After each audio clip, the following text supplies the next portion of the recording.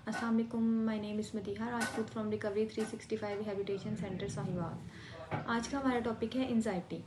Anxiety जो है इसको बेचैनी कहा जाता है, और बेचैनी अगर एक हद तक हो तो ये बहुत अच्छी बात है, ये हमारे लिए एक पॉजिटिव साइन होता है। लेकिन जब ये अपनी लिमिट जो है वो क्रॉस कर जाती है, फिर ये साइकोलॉजिकल डिसऑर्डर में कंसिडर की जाती है कि ये फिर इसका ये ट्रीटमेंट करवाना ज़रूरी होता है। एंजाइटी की फर्दर टाइप्स होती हैं, जिसमें जनरलाइज्ड एंजाइटी, इसमें जनरलाइज्ड एंजाइटी में इंटेंस फेयर होता है किसी भी छोटी सी बात का, या फिर किसी भी बगैर किसी वजह के, बगैर किसी मसले के बहुत ज़्यादा बेचैनी महसूस करना। इसके बाद आते हैं पैनिक अटैक्स। पैनिक अटैक्स होते हैं intense fear of any situation, या फिर ऑफ सडन सिचुएशन। कोई भी एक अचानक से ऐसी सिचुएशन आती है जिसमें बहुत ज़्यादा खौफ महसूस करता है पेशेंट, और उसको उस टाइम पर चेस्ट पेन हो रही होती है, उसकी हार्ट बीट बहुत ज़्यादा फास्ट हो जाएगी और उसको स्वेटिंग बहुत ज़्यादा होगी।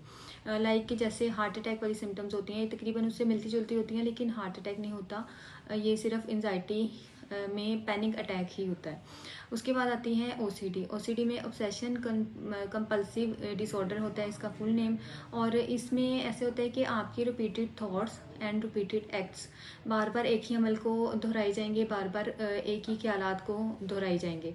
मतलब कि या तो ये अपने ख्यालात को ही दोहराते रहते हैं, या फिर ये एक्ट करते हैं, अपने ख्यालात के ऊपर उठकर एक्ट भी करते हैं। इसके बाद आते हैं सोशल एंजाइटी डिसऑर्डर, जिसमें पेशेंट जो है वो सोसाइटी में मूव करने से घबराता है, उसको बेचैनी होती है उधर मार्केट में जाने से, या फिर कोई भी आप ये कह लें कि कोई इवेंट हो गया, या कोई पार्टी वगैरह हो गई, कोई गेट टुगेदर हो गई है, तो ये वाले पेशेंट जो है वो उधर जाकर बेचैनी महसूस करेंगे, उधर अवॉइड करेंगे इस तरह की सिचुएशंस को। इसके बाद होता है स्पेसिफिक फोबियाज।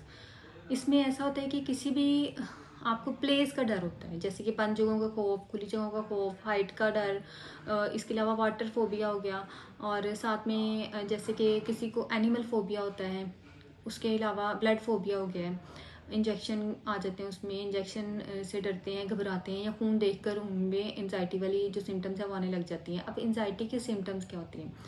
एंजाइटी के सिम्टम्स में आते हैं लेक ऑफ कंसंट्रेशन, हमारी तवज्जो जो है वो बहुत ज़्यादा कम हो जाएगी।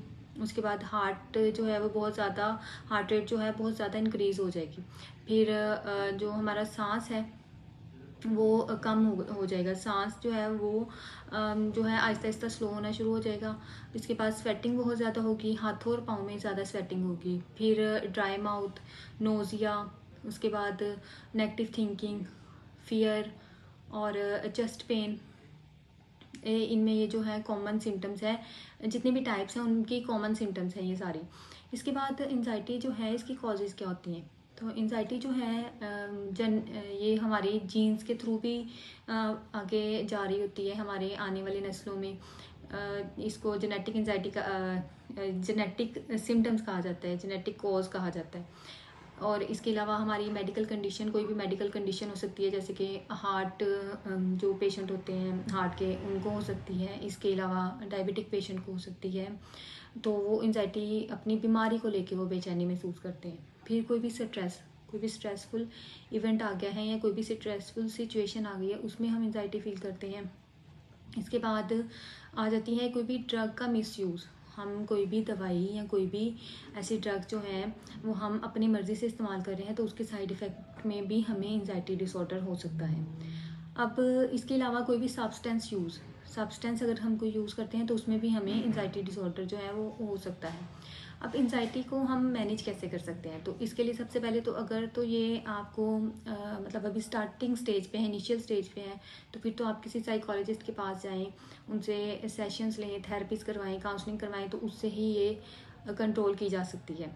अगर ये आपकी जो एंजाइटी है वो एक लॉन्ग टाइम से है, तो उसके लिए फिर हमें मेडिसिन लेनी पड़ती है, और फिर रेगुलर मेडिसिन यूज़ करके आप किसी फ्रेंड के साथ अच्छा टाइम स्पेंड करके, अपनी स्लीप पैटर्न को अच्छा करके, अपनी डाइट प्लान को अच्छा करके, उसके बाद आप अपने जो प्रॉब्लम्स हैं उनका हल ढूंढने की तरफ अपना दिमाग लगा के, और पॉजिटिव थिंकिंग को ले आकर अपने दिमाग में हम एंजाइटी को जो है वो मैनेज कर सकते हैं। एक्चुअली जो पेशेंट है ना, जब वो एंजाइटी में होता है तो उसको जब मतलब जिस चीज़ से भी उसको एंजाइटी फील हो रही है, फॉर एग्जांपल उसको किसी सिचुएशन से एंजाइटी फील हो रही है, तो वो उस सिचुएशन को अवॉइड करना शुरू कर देते हैं।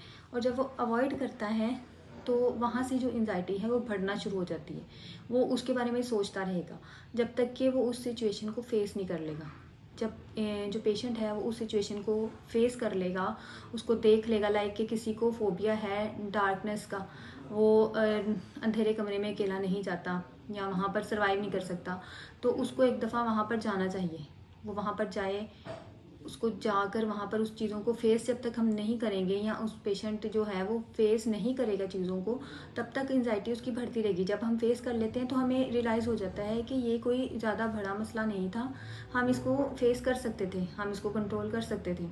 तो इस तरह से फिर वो अपनी एंजाइटी को मैनेज कर सकते हैं। लेकिन अगर ये एक अपनी लिमिट क्रॉस कर गई है और जो सिम्टम्स हैं वो सीवियर हैं, तो फिर आपको मेडिटेशन थेरेपीज और काउंसलिंग करवानी पड़ेगी।